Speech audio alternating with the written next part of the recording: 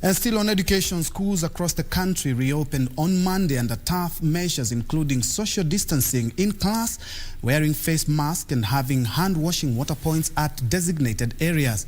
Learners in grade 4, standard 8 and form 4 are expected to be in school for 11 weeks until December the 23rd, with candidates set to begin their national examinations early next year. Purity Museo with that report.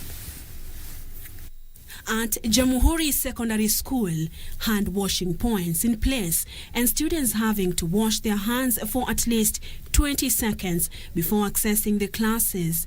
The school's administration is leaving nothing to chance in protecting the candidates from contracting or spreading the deadly COVID-19 disease. As the boys came in, the first thing we were checking was the temperature. So far, we have not seen anybody beyond the temperature that is required. We have the thermal guns at the gate. After that, they were being sanitized before registering themselves through the biometric system. And once they were inside the school, they were being frisked to ensure that everything that they have carried is what is required. In the new arrangement, a class of about 180 candidates will now occupy 11 classes, more than double during normal times. We have to make sure that the classes are between 15 and 17.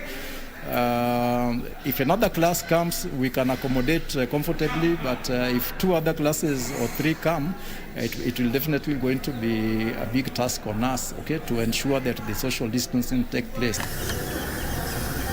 Similar scenes replicate in State House Primary School as Class 8 candidates appeared excited that they will finally clear their primary education after disruption of their studies by the coronavirus pandemic in March this year. At first, because it was so urgent, I started gathering my books together. I started trying to remember things I should and trying to bring myself back to the idea that we are going back to school so suddenly.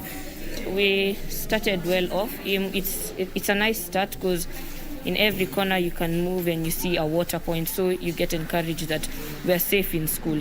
As teachers across the country continue to receive learners in grade 4, class 8 pupils and form 4 candidates, concerns are being raised on what will become of learners with special needs who cannot put on a mask or even observe the social distancing in case the Minister of Education decides to have all learners resume classes.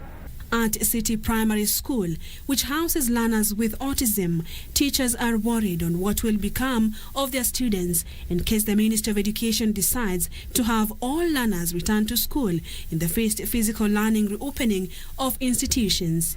Autistic children are hyperactive, so controlling them will need more manpower. So when they arrest, we are able to manage them.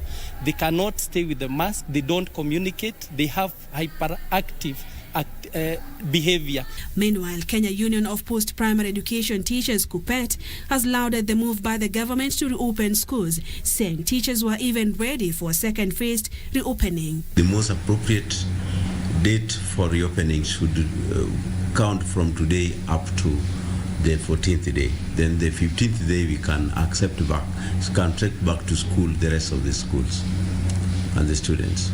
But for parents, it was not all joy, as some are still skeptical on the safety of their children in schools. I wasn't prepared.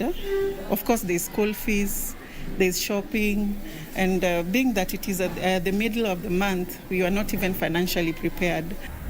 Purity Museo, Channel 1 News, Nairobi County.